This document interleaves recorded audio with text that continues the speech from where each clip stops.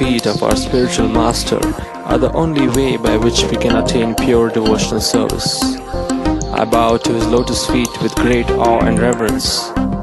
By his grace, one can cross the ocean of material suffering and obtain the mercy of Krishna. Guru Mukha Padma Vakya Chitte Koreya Parana Kore Ho Mane Asa Shri Guru Charane Rati Aise Uttama Gati Prasad Pure Saza Asa.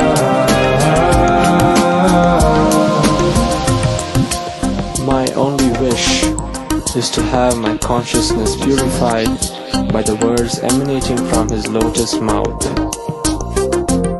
Attachment to his lotus feet is the perfection that fulfills all desires. Chakudana Dilo Jai Janme Janme Prabhu Se Devya Gyan Hriday Prakashito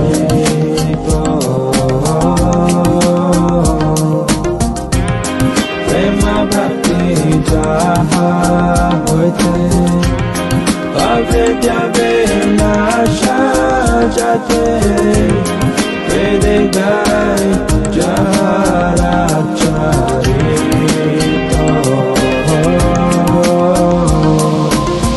He opens my darkened eyes and fills my heart with transcendental knowledge. He is my Lord birth after birth. From him, ecstatic prema emanates. By him, ignorance is destroyed. The Vedic scriptures sing of his character. Shri Guru Karuna Sindhu Adhama Janara Bandhu Shri Guru Karuna Sindhu Adhama Janara Bandhu Lokena Lokera Jivana Lokera Jivana Kaha Prabhu Koro Doya Deho More Padashaya Prabhu Koro Daya Deho More Padashaya Baby just Kusakti Bhuvana Baby just Kusakti Bhuvana. O spiritual master, ocean of mercy and friend of the fallen souls, you are the teacher of everyone and the life of all people. O Master, be merciful unto me and give me the shade of your lotus feet. May your glories now be proclaimed throughout the three worlds. Hare Krishna, Hare Krishna, Krishna Krishna, Hare Hare, Hare Rama, Hare Rama,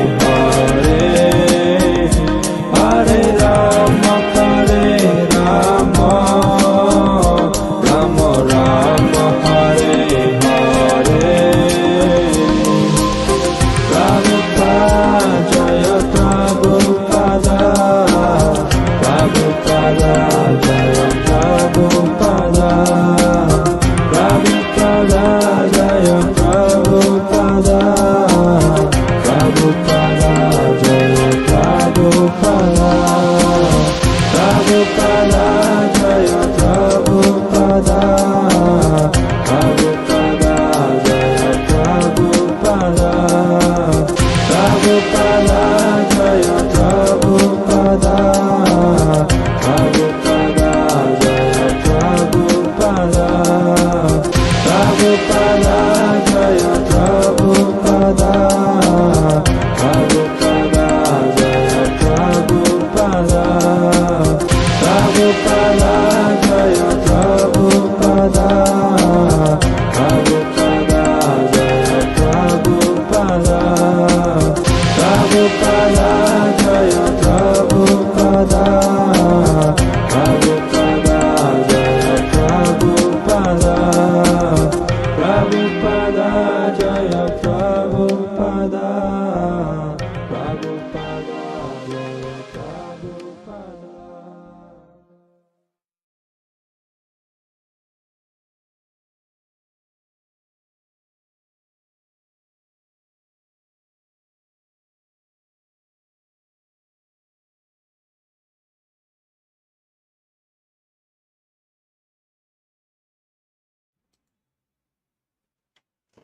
नमो विष्णुपादाय कृष्णप्रेष्ठाय भूतले श्रीमते भक्तिवेदांत स्वामिन इति नामिने नमस्ते सारस्वते देवे गौरवाणी प्रचारिणे निर्विशेषा शून्यवादी पाश्चात्य देश तारिणे जय श्री कृष्ण चैतन्य प्रभु नित्यानंद श्री अद्वैत गदाधर श्रीवासादि गौर भक्त वृंदा हरे Krishna Krishna Krishna Hare Hare Hare Ram Ram Ram Hare Hare. I welcome all of you on this day 2 of Srila Prabhupada Lila, a month-long web series dedicated to understanding the wonderful pastimes of Srila Prabhupada, the founder Acharya of the worldwide Hare Krishna movement. So it is mentioned in the Vedas, Yatha kanchanatam yati kasyam rasa vidhanatah तथा दीक्षा विधानेन द्विजत्वम jayate nranam. As we discussed yesterday, everybody has got biological birth, all the species, even animals. But human form of life, civilized form of life, they have prerogative that they can take a second birth. And that is called dvija. First birth happens by parents, and that is not sufficient to solve the problems of life. In order to solve the problems of life for good, a person is supposed to have second birth. And that is given by spiritual master. Spiritual master is father, and the Vedas are mother. Simply mother cannot give birth, and father takes the help of mother to give birth. In a similar fashion, simply by reading Vedas, a person cannot take spiritual birth, but that is put into effect by the potency of the spiritual master, who acts as spiritual father. And in this manner, with the help of spiritual master and Vedas, the spiritual life of a human being develops, and is able to cross over this process of repeated birth, death, nescience. So let us understand how Srila Prabhupada met with his spiritual master.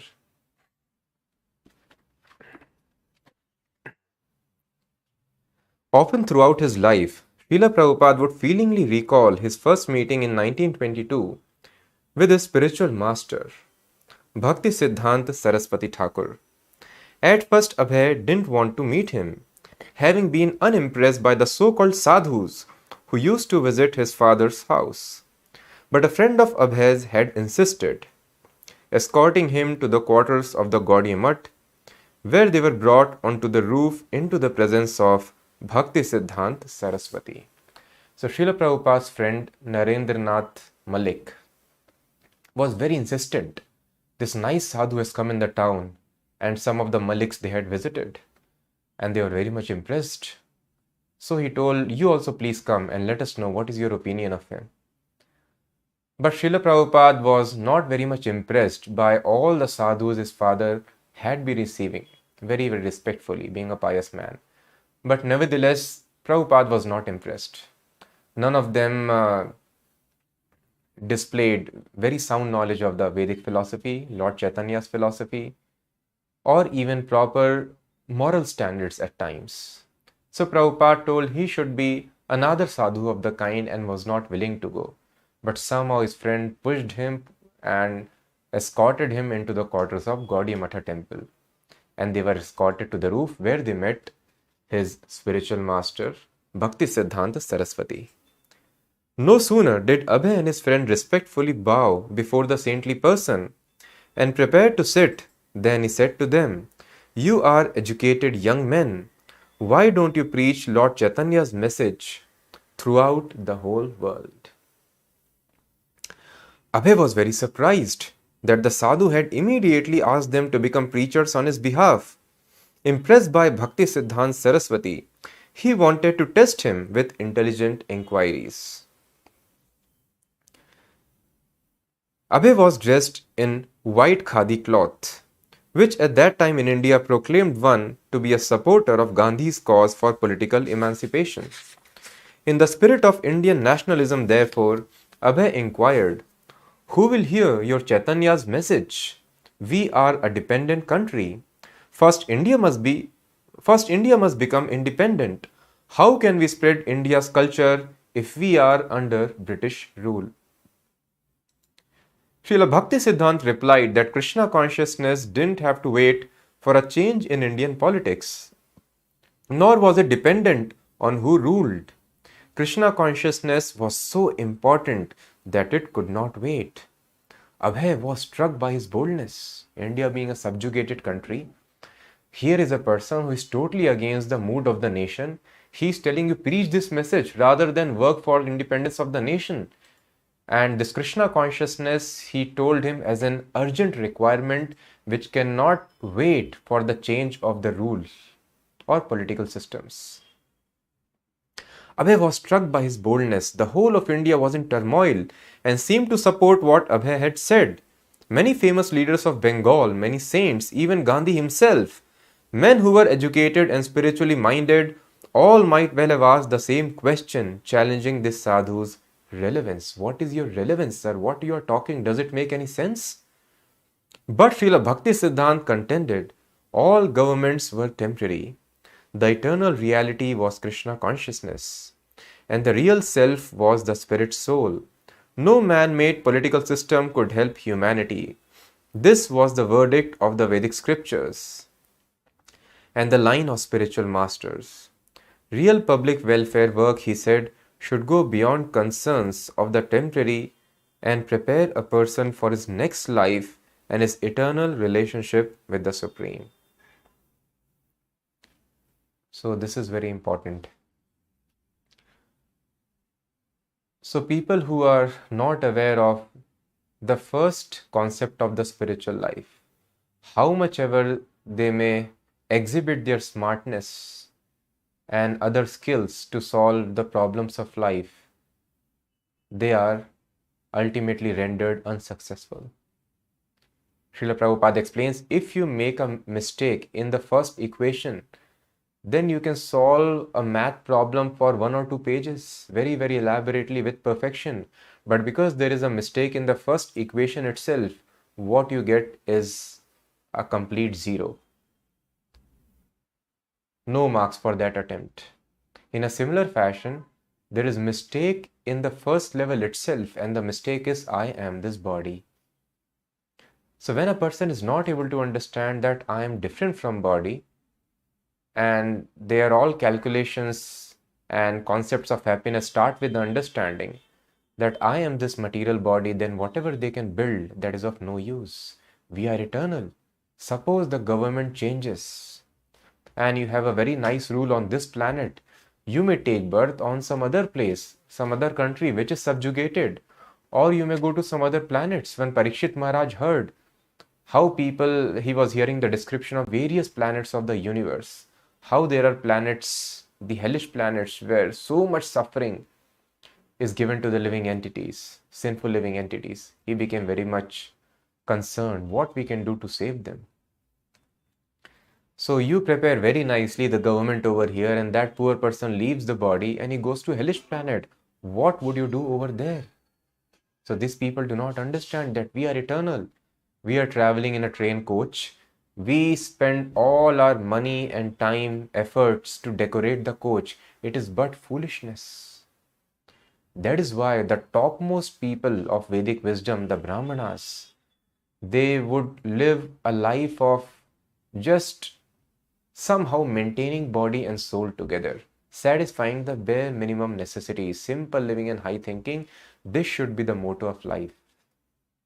Because we are temporary, we are very much engrossed in decorating, in becoming famous, becoming wealthy in this temporary world. We leave this entire system, everything collapses. Just like small kids, they make sand castles on the beach, and when the parents order, come, let us go, then they have to go. They have to dismantle, or the waves of the ocean would come dismantle that palace. They would have spent many hours building.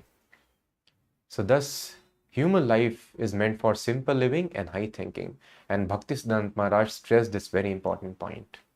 However, people who are wise, just like in the history we see, India was under Mughal rule, and different people of different faiths, they ruled this country. And 500 years ago especially, that time also India was under subjugation. But Lord Mahavishnu himself, who came as Advaitacharya and other devotees, they did not try to start some political upheaval movement.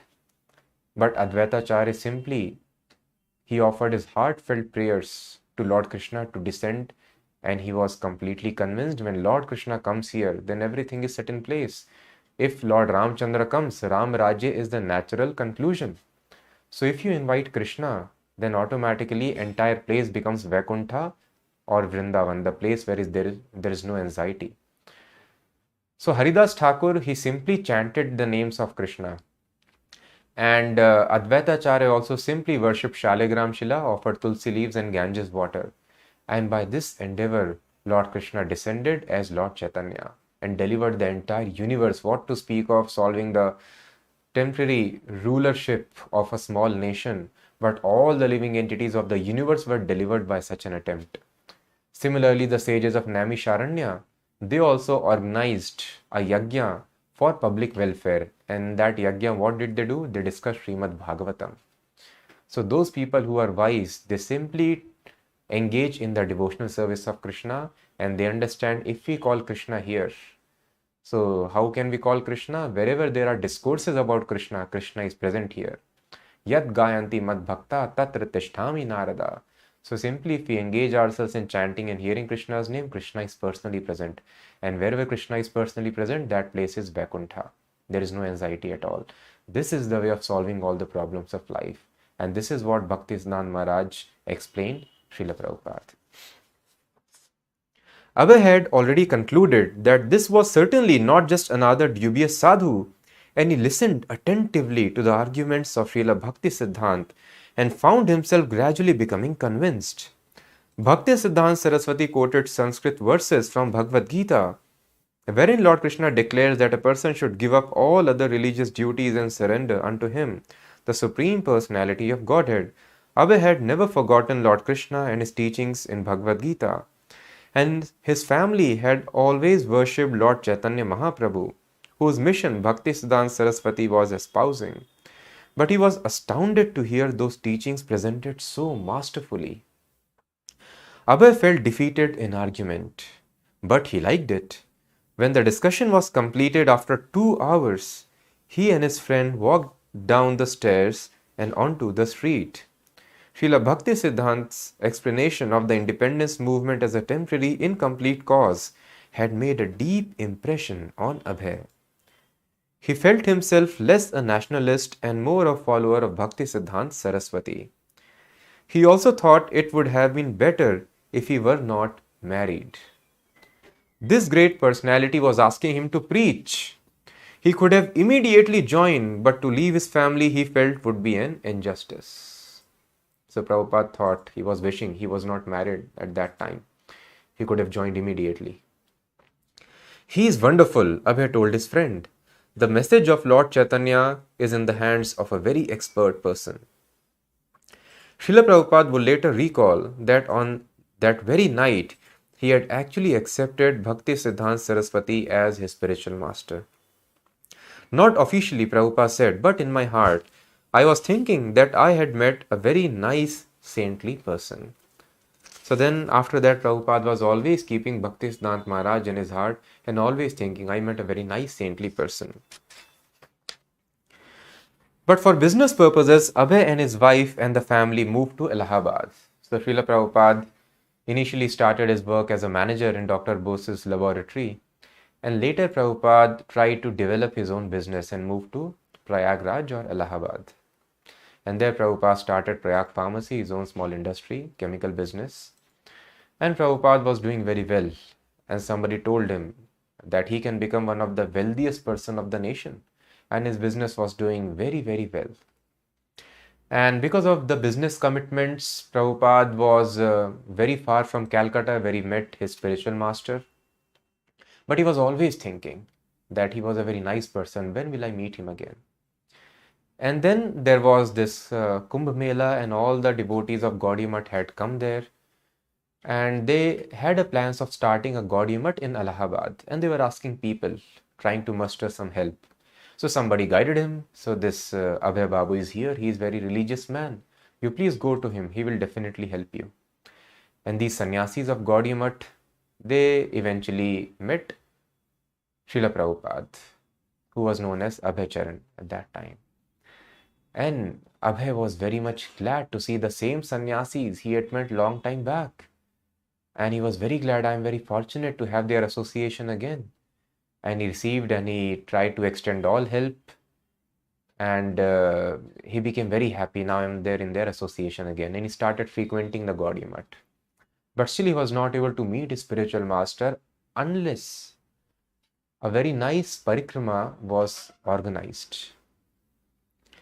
And at this time, when Srila Bhakti Siddhanta Saraswati Thakur, he took around 40-50 sannyasis and hundreds and thousands of other devotees with him. And it was extraordinary parikrama that Vrindavan had ever witnessed. So they were camping in Vrindavan, and entire day they would visit various places, and very expertly it was managed. So when the entire group is visiting various places of Vrindavan, then one group of devotees, they would shift entire tents to the next spot where they were going to rest. In this way, they would shift camps, and there were so many lights and such wonderful arrangement. It appeared like a mini city. And in the evening, Bhaktisiddhanta Maharaj would speak, and all the people would just come to see them and hear Bhaktisiddhanta Maharaj speaking. But Bhaktisiddhanta Maharaj was not very much welcome when he went there, because casteism had taken its deep roots in India. And people were telling those people who are affiliated to or born in Brahmin family only have right to become Brahmin and thus advance in spiritual life. But this is not the version of the Vedas. Just like engineer, doctor is not by caste but by qualification and action. In a similar fashion, it is by qualification and activities that a person is recognized as Brahman, Kshatriya, Vaishya, Shudra or otherwise. So Bhaktisiddhanta Maharaj quoted, Narad Muni has spoken in Srimad Bhagavatam, Yasya yal lakshanam proktam punso varnabhi vanjakam. Even though a person is having some symptoms, he might not be born in that proper family, still he can be trained to act in the capacity of Brahman, Vaishya, Kshatriya, as a Dvija. And he quoted various other references also. However, people were so very much biased. The 7 most prominent temples of Vrindavan, the oldest temples established by the Goswamis, they also shut their doors when they would try to visit those temples. And the shopkeepers would shut their shops when the entourage would pass, and some people, they even threw stones upon the pilgrims.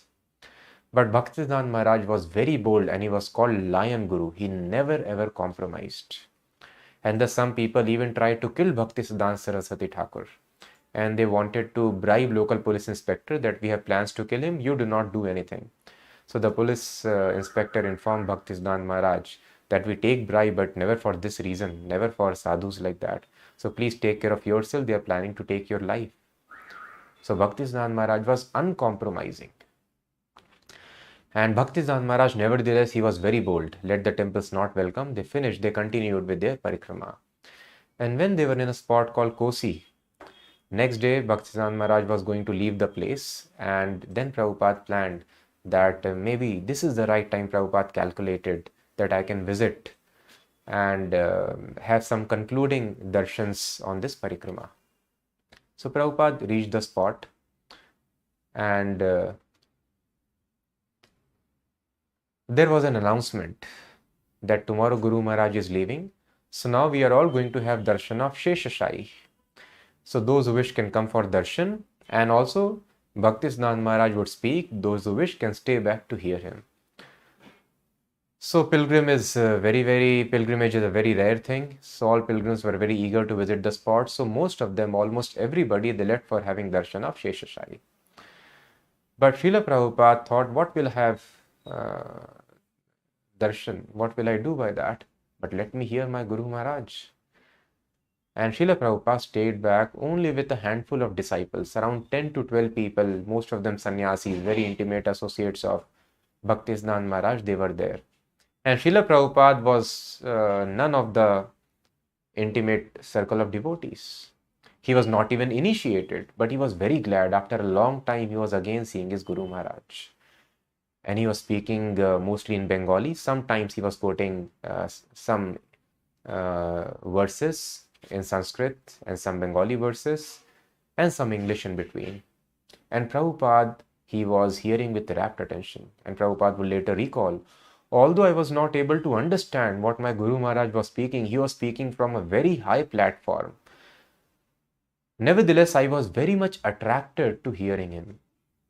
And Prabhupada was hearing with rapt attention. And 2 hours went by. And some of the other disciples, they requested to carry on because they had some services to continue the pilgrimage.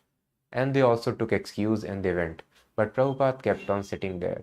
And that lecture went on for many hours. And Prabhupada did not move. Finally, Bhaktisiddhanta Maharaj got up and he left the place. And Prabhupada was completely surcharged with the spiritual potency of his spiritual master. And this quality Bhaktisiddhanta Maharaj noticed, and we will see how he recognized Abhaycharan for this wonderful hearing capacity. And then finally, it was there in 1932 that he received initiation and became a disciple of Bhaktisiddhanta Saraswati. So Bhaktisiddhanta Maharaj, as is the culture now also, he would first give Harinam Diksha. Spiritual master gives holy name. Simply by chanting Hare Krishna mantra without taking shelter of spiritual master, there is no spiritual success. So the spiritual sound should be handed down by spiritual authorities. So the holy name is given to disciple, and when the disciple purifies himself, then he is given second initiation, which is called Brahman Diksha. And Bhaktisiddhanta Maharaj would test the disciples after giving Harinam Diksha. When they are qualified, second Diksha would be given. But Bhaktisiddhanta Maharaj, when one of his sannyasi disciples were introducing various prospective disciples to him who are going to get initiated the other day, and when he brought Abhaycharan to Bhaktisiddhanta Thakur, he immediately recognized, oh yes, I know him. He hears very nicely. He does not go away. And Prabhupada was very glad. And others were wondering, this person has hardly met him. How did Bhaktisiddhanta Maharaj know that this person hears nicely? How is making such comments? So he had noted it. And Prabhupada, although he was following the rules and regulations very strictly, but nevertheless he thought it's the right time to take Diksha. Without Diksha, there is no spiritual life. He told his wife also to do that, but wife was happy. Wife did not object for Diksha. That was the tradition. Although Prabhupada had a Diksha by a professional guru in his childhood, but that Diksha is of no use. Sometimes many families in our country still they go for Diksha. They have family affiliation with some guru. So that kind of Diksha is of no use. The gurus want to have some formal disciples so that some donations can come and they can maintain their living by these transcendental arrangements. So that kind of Diksha is of no use. Diksha means spiritual master takes charge of the disciple. He takes all sinful activities, past and future, if he commits upon himself. And he takes charge, I will take you back to Godhead. And spiritual master has to at times suffer for the wrongdoings of the disciple. Diksha is a very serious commitment.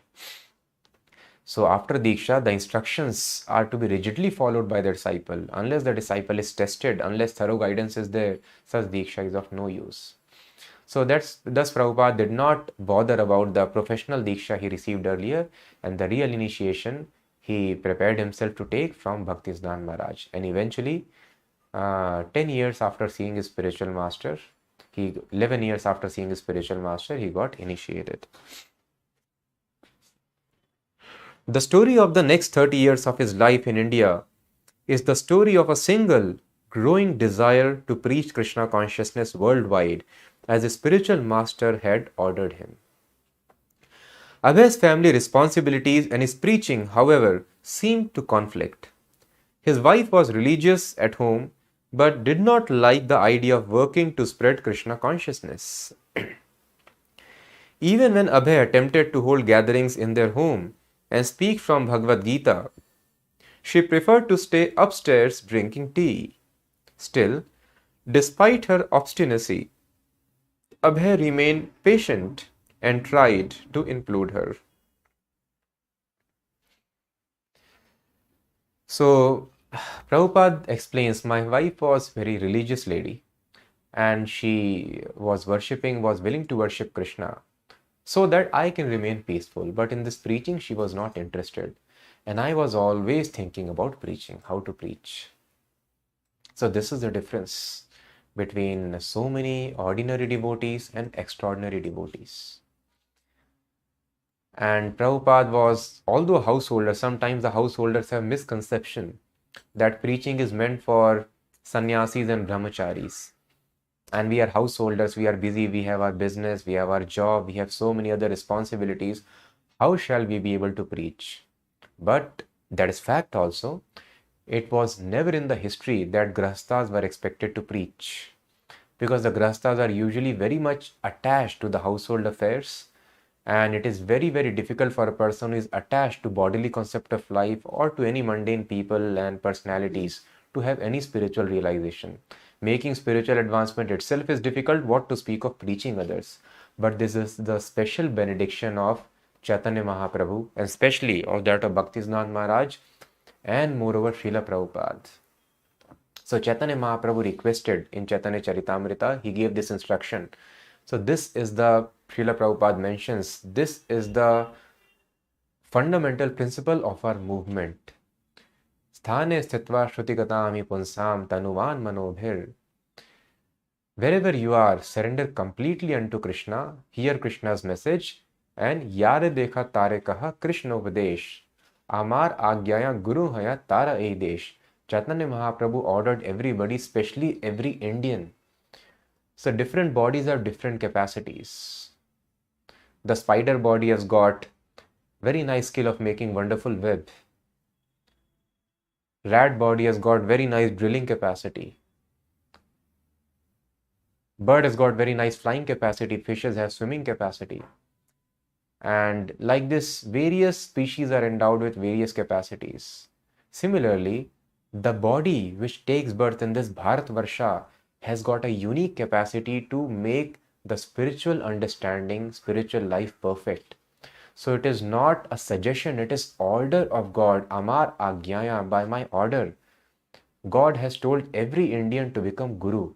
Now what kind of Guru? Guru does not mean Diksha Guru like Srila Prabhupada, Bhaktisiddhanta Maharaj, Bhakti Vinod Thakur, Madhvacharya, great acharyas who can deliver living entities by their strength. No, Gurus are of various kinds. Diksha Guru, Shiksha Guru, Vartma Pradarshak Guru. So Chaitanya Mahaprabhu explained, Yare dekho tare kaho Krishna updesh. Preach Krishna consciousness to everybody. This is called Shiksha Guru. So everybody should spread this Shiksha and connect people to bona fide Diksha Guru, Srila Prabhupada. Currently, he is the current Acharya in the Gaudiya Vaishnava Sampradaya.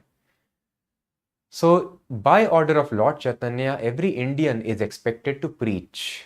And unless somebody preaches, it is very, very difficult. It is not possible to keep away from the waves of Maya. So not just we have to follow Krishna consciousness, but we have to preach. And our acharyas, Bhakti Vinod Thakur, specially took this role so that grahasthas can take example from him. He was a householder and not ordinary householder, magistrate. You know, so many court cases and they are always pending. They are so busy in all these proceedings. But Bhakti Vinod Thakur was so very much expert. Even though he was holding the post of highest responsibility, he had many, many children, huge family. Still, he was preaching very widely, writing the books, sending the books everywhere, and doing publications, organizing many, many Namhata groups, and wonderful preaching he organized. So Prabhupada explains things have to be adjusted. But this thing is very important. In this age, if a person has to actually advance in spiritual life, then one has to preach. So Prabhupada understood this instruction of his spiritual master, and even though he was a householder, he was always thinking about preaching. And preaching is very simple. Prabhupada would call some people to his house and he would discuss Bhagavad Gita, Srimad Bhagavatam, and do some kirtan. As simple as that. But wife was not favorable. She would go upstairs and drink tea over there. And despite Prabhupada's best efforts to convince his wife was not very much agreeable to this preaching mission. As pharmaceutical salesman, Abhay did a lot of traveling by rail, especially in northern India. He thought that if he could become wealthy, he could then use his money for propagating the mission of Bhakti Siddhanta Saraswati, and this thought encouraged him in his business. So, sometimes when we are new in spiritual life, we develop renunciation spirit. Oh, this life is very troublesome. Let me do something simple. Let me close my businesses or some other jobs. Let me do something simple and chant nicely, peacefully. But this may not be recommended. Prabhupada was doing his business, but what was the mood? So that if I become rich, I can push on this Krishna consciousness movement very nicely. And when other people meet as devotees had some recollections, they would always tell Prabhupada's business partners that he was a very business-minded man. Although we were all God-fearing persons, but he was always talking business, how to increase profit. So externally, devotee could be always thinking about profit, thinking, working for business, but the aim is to push Krishna consciousness. So we should never try to seek a cozy, comfortable life. That never leads to any spiritual success. If a person can work very hard full time in the movement, he should do that. Otherwise, from outside, person should work very hard and offer the results of the works to Krishna. In this way, hard work is very, very important. We should never shrug off from such hard work. That brings one spiritual perfection. Abhay was unable to travel with a spiritual master or to see him often, but whenever possible, he tried to time a business trip to Calcutta when his spiritual master was also there. Thus, over the next 4 years, he managed to see his spiritual master about a dozen times. Although Srila Bhaktisiddhanta Saraswati was so strong in argument against other philosophies that even his own disciples were cautious about approaching him if he were sitting alone. So Bhaktisiddhanta Maharaj was such a strong preacher, his stand was so strong against all the other deviant philosophies that even Srila Bhaktisiddhanta Maharaj's disciples would be afraid of approaching him when he's sitting alone.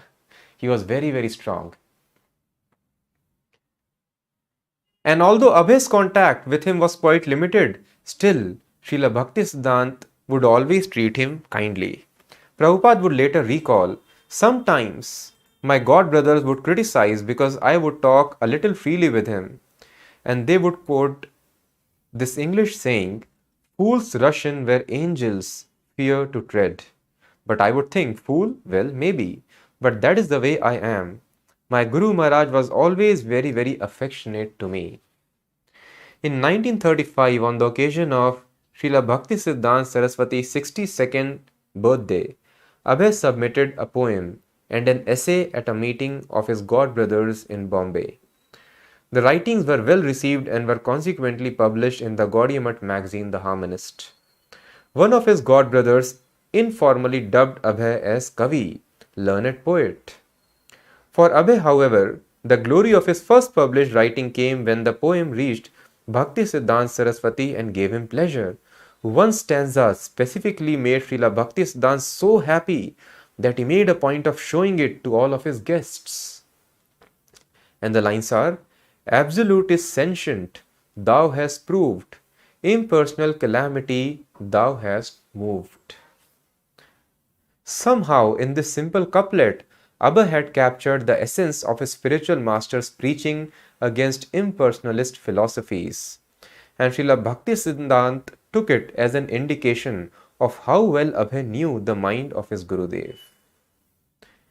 Srila Bhaktisiddhanta also found Abhay's essay pleasing, and he showed it to some of his confidential devotees. Whatever he writes, he instructed the editor of The Harmonist, publish it. So thus we see, Srila Prabhupada met Bhaktisiddhanta Maharaj only a dozen times in his life. But he was able to understand the mind of his spiritual master. So it is not easy. So it is mentioned in Chaitanya Charitamrita, when Chaitanya Mahaprabhu would sing and dance, just like now we recently had the Rath Yatra festival in Puri. Chaitanya Mahaprabhu would dance in ecstasy in front of Lord Jagannath's cart, and he would sing some wonderful prayers. And hardly anybody was able to understand the meaning of those verses, why Mahaprabhu is reciting these lines. However, Srila Rupa Goswami, He also heard Chaitanya Mahaprabhu reciting these lines, and he composed another set of lines which reflected the mood of Lord Chaitanya, why he is singing those lines. And Rup Goswami in his cottage, he would write that on a piece of leaf, and he put it somewhere there in the thatched roof of the cottage, and he went to take bath. And Chaitanya Mahaprabhu would visit Rup Goswami, and he could not find Rup Goswami that day. He had gone to take bath. When he comes back, he sees Chaitanya Mahaprabhu. He's in ecstasy reading those lines. He immediately lifts Rup Goswami, and then he becomes very, very happy, very glad. And then Chaitanya Mahaprabhu tells all the devotees how he could know my mind. My mind is so confidential. He's Supreme Personality of Godhead himself. And how somebody can know my mind? And Rup Goswami knows. Nobody knows this thing. Then Swarup Damodar Goswami, he told, this means you are very, very merciful to him. So for ordinary devotees, it is very difficult to understand God. And for pure devotees, it is very difficult for Krishna to hide himself. So it is told when the Ras Leela dance was happening, and the gopis became little proud because Krishna wanted to give them special feeling, and they all thought Krishna is dancing just with me. And as soon as there is pride in the heart, then we lose our Krishna consciousness. So Krishna vanished from the scene, and all the gopis became very mad. Oh, Krishna has gone. Where Krishna? They all started searching Krishna, and Krishna went to another place, and when he saw gopis are coming, Krishna immediately took a Vishnu form. And the gopis saw, they became very glad. Oh, see, Krishna is standing there, and they approached closer. And then they saw actually it is not Krishna, it is Lord Vishnu standing there. They asked Lord Vishnu, they offered the respects, have you seen Krishna? Where is our Krishna? So then Lord Vishnu told he has gone this way. Then they continued on that way. But when Srimati Radharani came, Lord Krishna has so much love for Srimati Radharani, he could not maintain his four-armed Vishnu form, and immediately came to his original two-armed Krishna form. And this similar pastime happened with Ramanand Rai. Ramanand Rai was able to understand that Chaitanya Mahaprabhu is Krishna himself.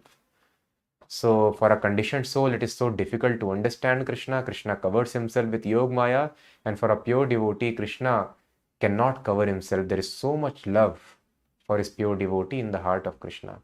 So only those people who are very, very advanced in spiritual life, who has pleased the spiritual master, they are able to understand the mind of spiritual master. So Prabhupada writes in Chaitanya Charitamrita, we also had similar favor by our spiritual master. And he told this disciple, he knows my mind. So thus we can understand, in order to become such an intimate associate of the spiritual master, it is not important to have physical association. And all the sannyasis were there, and they were always every day staying and moving around with Bhaktisiddhanta Saraswati Thakur Maharaj, but they could not become successful in understanding his mind, his mood. Prabhupada later recalled, Bhaktisiddhanta Maharaj would many times think, even if one person understands my mood, my preaching mood, my mission is successful. But they could not. Only Prabhupada could. So thus this intimacy with the spiritual master is achieved not actually by physical association. This thing is very important to understand. So many times people wonder how we can associate with Prabhupada. So Prabhupada explains there are two kinds of presence, Vani and Vapu. Vapu means physical presence, and Vani means association by words. So Prabhupada would always tell, it is the association. Physical presence is temporary. It may not always be appreciable, but real association means association with Vani. So Prabhupada, even though he was not able to understand Bhaktisiddhanta Maharaj, but he was always hearing him with rapt attention. And this pleased his spiritual master like anything, and he became his most confidential associate. So Prabhupada is now also living, and he's living in his books. Prabhupada told, I will never die. I will live in my books and you will utilize. Thus it is very, very important to read the books. In that way we are associating with Prabhupada. And eventually we can aspire, some of us will be able to understand the actual mood of Prabhupada and help him in his preaching mission. Srila Bhaktisiddhanta Maharaj also found Abhay's essay pleasing and he showed it to some of his confidential devotees. Whatever he writes, he instructed the editor of the Harmonist publish it. One of Abhay's most significant meetings with his spiritual master took place in Vrindavan in 1935. So in 1932 he got initiated. This is after 3 years. Now he is initiated disciple and he is his spiritual master in the holy land of Vrindavan. Abhay was no longer a newcomer, but a bona fide disciple doing his best within the context of a householder's life. One day, as Srila Bhaktisiddhanta was walking by the sacred lake of Radhakund with Abhay and several other disciples, he began speaking confidentially to Abhay. Some of his leading disciples had been quarreling, he said, and this distressed him very much. The disciples had been fighting over who would use various rooms and facilities at the Gaudiya Math headquarters in Calcutta. If they were quarreling even now, what would they do after their spiritual master passed away? Abhay had no part in these matters and did not even know the details of what was involved. But as he listened to his spiritual master, he also became distressed. Deeply concerned, Srila Bhaktisiddhanta said to Abhay, "There will be fire, Aguna Jwalibe. One day there would be fire in Calcutta Gaudiya Math, and that fire of the party interest would spread and destroy." Abhay heard but did not know what to make of it. "It would be better," said Bhaktisiddhanta Saraswati, "to take the marble from the walls of the temple to secure money. If I could do this and print books, that would be better." Srila Bhaktisiddhanta Saraswati then said directly to Abhay, "I had a desire to print some books. If you ever get money, print books." Standing by Radhakund and beholding his spiritual master, Abhay felt these words deeply enter his life. If you ever get money, print books. So later we see how Prabhupada actually implemented these teachings. So Prabhupada did not have money. Once he retired, we will see eventually how Prabhupada retires to fulfill the mission of a spiritual master of taking this knowledge to the West. And Prabhupada goes to the West practically penniless. Somehow he is able to survive by selling books, Bhagavatam. So this is called Acharya. Prabhupada himself sold books and he encouraged his disciples to distribute them in the same fashion. Prabhupada had firm faith. He simply went with Srimad Bhagavatam without money. And Prabhupada was somehow managing his monthly expenses with that. And eventually, when Prabhupada was sent some very sincere devotees and movement got some traction, got some money, the first thing which Prabhupada did was he published a lot of books. And there was no idea. There was not much money still in the movement and disciples had to go out and they had to do jobs. Full-time dedicated disciples, they were going out and doing jobs because there was no means, there was no idea how to run the temple. But all the money, 10% of their salary, they would offer to the maintenance of the temple. But even though Prabhupada got some money, Prabhupada used that money to publish book and the temples got stocked with the books, teachings of Lord Chaitanya and other books. And disciples were wondering, people hardly take our Back to Godhead magazines. What to speak of these big books? Who would take them? But Prabhupada told, I blindly follow my Guru Maharaj. My Guru Maharaj told, whenever you have money, you print books. So I have done that. Now you please plan how to distribute it so that I can publish it further. Srila Bhaktisiddhanta departed from the mortal world in December 1936. So this was in 1935. Prabhupada was given the order that whenever you get money, print books. And 1 year later, Bhaktisiddhanta Maharaj, he wound up his manifest pastimes. 1 month before his departure, Abhay wrote him a letter. He was thinking that as a grahastha, he could not fully serve his spiritual master and he wanted to know what more he could do. So Prabhupada writes a very touching letter. So Prabhupada was always thinking that I am very unfortunate, and Prabhupada wrote to Bhaktisiddhanta Maharaj that your sannyasis, other disciples, they are serving you full time very nicely, but I am a householder, I cannot do much. So please let me know, is there anything specific that I can do? So Bhaktisiddhanta Maharaj replied, I am fully confident that you can explain in English our thoughts and arguments to the people who are not conversant with the language. So you preach this message in the English language, and that will do good to you and to your audience, to all the people who help you. So Prabhupada was able to recollect this is the same instruction which Bhaktisiddhanta Maharaj gave them in their very first meeting. So this confirmed that this is the desire of my Guru Maharaj, what he expects from me. In the first meeting he told me you preach in English. Now again he's telling me you preach in English. Abhay at once recognized this to be the same instruction he had received at his first meeting with Srila Bhaktisiddhanta in 1922. He took it as a confirmation. He now had no doubt as to the purpose of his life.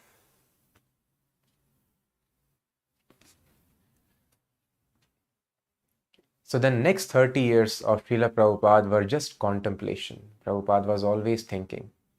So many times people ask the object of meditation. So this is actually a very important point. And those of you who have heard our sessions or who have read Bhagavad Gita, we can understand the object of meditation is not some chakras or the middle of the eyebrow or some air, some candlelight or earth, sun, moon, some other planets, XYZ. The object of meditation, the scriptures mention, is the form of Krishna. Dhyana avasthita tadgatena manasa pashyantiyam yoginaha. Always a person should see the form of Krishna within the heart.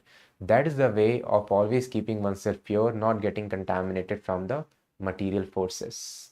All the activity should be planned in such a way to attain this meditation. This is called samadhi, always thinking of lotus feet of Krishna within the heart. But how to attain this stage, this people do not know. For this, a very important meditation one must perform, as we discussed in one of the sessions of our Bhagavad Gita series. When one disciple asked Srila Prabhupada, so there is a very systematic process that a person has to follow. Not that directly you are thinking always of Krishna, you have to grow progressively. Spiritual master, then Panchatattva, Nityanand Prabhu, Chaitanya Mahaprabhu. So he was asking, he was a very sincere devotee, Makhan Lal, and he was asking that Prabhupada, we are worshipping Gaur Nitai in our temple. And I'm always trying to worship Nityanand Prabhu and trying to meditate upon Nityanand Prabhu. Because as it is told in the scriptures and as you have revealed, without worshipping Nityanand Prabhu, nobody can attain the mercy of Chaitanya Mahaprabhu. But some of my other God brothers, they are criticizing me that you are not understanding Lord Chaitanya, Supreme Personality of Godhead. So I'm confused. Am I right? I please want to understand this. So then Prabhupada told, don't try to become artificially Krishna conscious. So person may think, oh, I have to sit and meditate upon lotus feet of Krishna always. They have to be there in my heart. So let me just sit in the temple entire day, keep on thinking about it. That is not possible. Oh, I understood. Chanting is the way. When we chant, then I have read in the Vedas, by chanting, the holy name of the Lord reveals the form of Krishna, pastimes of Krishna. Yes, that is also a fact. But there is further instruction. And the further instruction is, nobody can chant purely the name of Krishna. Unless pure chanting is there, by chanting, we will not be able to think of the form of Krishna, the pastimes of Krishna within the heart. So pure chanting is required. And who can do pure chanting? That is further mentioned. Nobody can purely chant the Hare Krishna Mahamantra unless one becomes an experienced expert preacher. So the meditation which has to happen, that Prabhupada further guided him in the letter is, you please pray to Nityanand Prabhu that please engage me, help me to render service to my Guru Maharaj. So this is the object of meditation. When the disciple is always thinking of pushing the mission, always thinking to carry out the specific order of the spiritual master, that is the real meditation that a person has to do. And all success in the spiritual life is the result of this meditation. So this is the prime object of meditation for the disciple, which is very, very practical. And when in such a manner, this is the only object of meditation, the instructions of the spiritual master. And Prabhupada told, when the disciples asked Prabhupada, that Prabhupada, there is no difference between your form and yourself personality. So Prabhupada told, yes, on absolute platform, just like Krishna and Krishna's form, there is no difference. Spiritual master and spiritual master's form also, there is no difference. So when you feel my absence, you keep my picture in the places where I would sit. And then Prabhupada told, yes, spiritual master is present in his picture, but he is more present in his instructions. A person can feel greater association when he's meditating on the instructions than just on the picture. Picture has to be meditated upon, but that meditation would be successful when a person is always meditating upon the specific instructions of the spiritual master. So thus Srila Prabhupada, understanding all these secrets of spiritual life by the mercy of his spiritual master and Krishna, Prabhupada's next meditation was always this: how to fulfill, how to preach in English, how to go to West. And Prabhupada was always meditating, trying various means right in the grahastha, in his household life. And then we see how eventually he started Back to Godhead magazine much before he took Vanaprastha, sannyas. And he was always trying to go here and there, trying to go to Japan, various other places, trying to go outside the country, but success was not coming to him. So we can also try to, this is a great secret of spiritual life. Let us try to beg mercy of Lord Chaitanya, Bhaktisiddhanta Maharaj and Srila Prabhupada, that we also can become expert in this fundamental meditation and make our spiritual life successful. Thank you so much for hearing for today. And now is the time for another nice revelation. This revelation is the winner of yesterday's quiz. As you would have seen in between the session also, the winner of yesterday's quiz is Bhakt Nakul Jasrotia. So big applause for him. Krishna is very merciful. He has inspired the devotees to give this transcendental gift to you. So today also we'll be asking another question. I hope you have heard the session very, very nicely. But there is one important point. Please do not answer now in the live chat. We'll be closing this video. And once we close it, you please write the answer in the comments of the video. I repeat, now the comments are disabled because the session is live. We'll close the session. You write the answer in the comments as comments to this video, not in the live chat. And the first 50 people who give the right answer, we'll be again choosing lucky devotee from them. Keep your YouTube notifications on. We will reply in the comment who has won this transcendental gift for today's quiz. So the question for today is, which was the place in the Vrindavan Parikrama where Bhaktisiddhanta Maharaj became very much impressed by the hearing capacity of Srila Prabhupada? I repeat the question. At which place of Vrindavan Parikrama was Bhaktisiddhanta Maharaj very much got impressed by hearing capacity of Srila Prabhupada? Please write the name of the place after we close this video in the comment section. We'll meet tomorrow again. Please keep on chanting Hare Krishna. Thank you so much.